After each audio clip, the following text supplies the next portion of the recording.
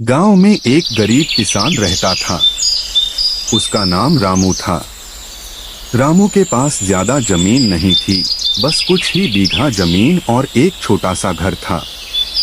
वह अपनी पत्नी और छोटे से बच्चों के साथ रहता था। रामू की जिंदगी कठिन थी, क्योंकि उसकी बुआ बीमार रहती थी और उसका इलाज करने के लिए पैसे चाहिए थे।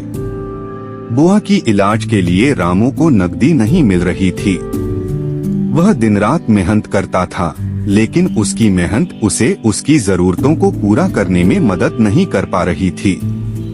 एक दिन गांव में एक श्रीमान आया, जिसने अपने गांव के लोगों को बताया कि वे एक समृद्ध शहर से आए हैं और वहां उनके पास एक सुंदर बगीचा है।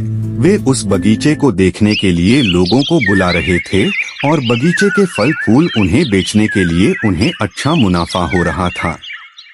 रामू ने उस श्रीमान से बगीचे के बारे में सुना और सोचा कि क्यों न वह भी कुछ ऐसा करे जिससे उसकी जिंदगी में कुछ बदलाव आ सके।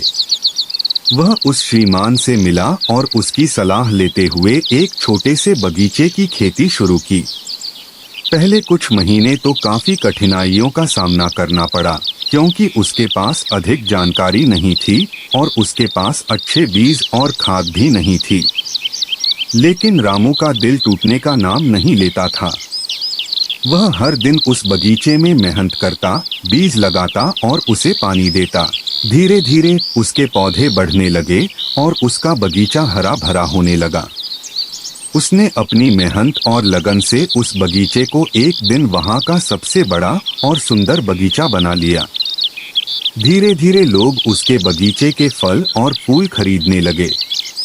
उसकी कमाई बढ़ने लगी और वह अपनी बुआ के इलाज के लिए जरूरी पैसे भी जुटा पाया। रामू की बुआ जल्द ही ठीक हो गई और उसके चेहरे पर फिर से मुस्कान आ गई।